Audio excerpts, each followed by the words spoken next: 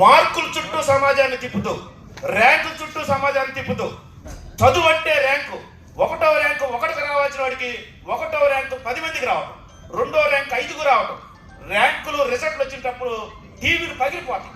ఏమంటే ర్యాంకులకి రైలు పట్టాలకి తేడా ఉందా? రైలు 1వ ర్యాంకు లాక్కెళ్తూ ఉంటుంది, 1 2 ర్యాంకులు అరుపు మంచిళ్ళు పెట్టుకుంటారు. బాహుబలి కథ ఇసుకుంటూ వస్తుంటాడు, 1వ ర్యాంకు బాణం విసరంగానే 1వ ర్యాంకు పడింది. భూమి అగ్ని పర్వతంగా పేలిపోయి కింద నుంచి నిప్పులు కప్పుకుంటూ 1వ ర్యాంకు వస్తుంది. ఇవేగా టీవీల్లో యాడ్లన్నీ, టీవీల్లో యాడ్లన్నీ ఇవేగా ప్రైవేట్ కార్పొరేట్ వ్యవస్థ. ర్యాంకులు 1వ ర్యాంకు, ఆ ర్యాంకు లోపల చూస్తే all India rank first rank అంటాడు, అందరూ వాడి నెంబర్ వేస్తారు, లోపల ఎక్కడో రాసుకుంటాడు. పెద్ద మోసం చేసుకుంటూ ఈ మార్పు చుట్టూ తిప్పడం వల్ల ఇవాళ సమాజం మొత్తం కూడా స్వార్థపూరితమైన సమాజం అయింది. ఇవాళ ఐఐటీస్లో కోచింగ్ సెంటర్కి వెళ్తే ఇంతకుముందు ఎవరైనా తెలియదు అడిగితే తెలిసిన వాడు చెప్పేవాడు, శ్రీనివాసరావు గారు నేను బాగా చదువుతున్నాను, ఇద్దరం బాగా చదువుతున్నాం, ఏదైనా ఒక డౌట్ నాకు తీసుకొస్తే నాకు తెలియదని చెబుతున్నా, నాకు తెలియదని చెప్తున్నా. ఎందుకని? ఒకవేళ నాకు తెలిసింది నేను చెప్తే నాకన్నా ఎక్కువ మార్పు వస్తాయేమో. ఇలాంటి స్వార్థపూరితమైనటువంటి సమాజాన్ని ఈ ప్రైవేట్ వ్యవస్థ తయారు చేసింది.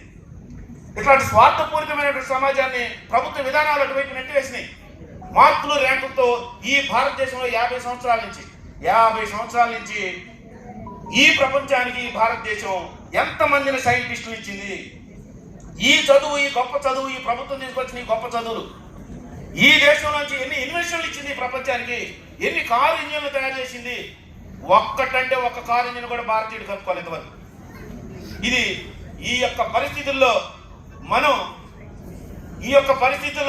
విద్యారంగం అంటే మార్కులు కాదు, విద్యారంగం అంటే ర్యాంకులు కాదు, విద్యారంగం అంటే ప్రయోగపూర్వకంగా శాస్త్రీయమైనటువంటి ఈ దేశ అవసరాలు, ఆ వ్యక్తి అవసరాలు, ఈ సమాజ అవసరాలు తీర్చేటువంటి ఒక విద్యా విధానం ఉండాలి తప్ప ర్యాంకుల చుట్టూ తిప్పి ఇవాళ ఉపాధ్యాయుల్ని అల్లాడిస్తూ, ఉపాధ్యాయుల్ని కంటి మీద కురుకు లేకుండా భయాందోళనకు తీసుకెళ్లి ఏమాత్రం రిటైర్ అయితే చాలనేటువంటి స్థితికి తీసుకొచ్చారు. చాలా మంది ఉపాధ్యాయులు తొందరగా రిటైర్ అవుతుంటారు.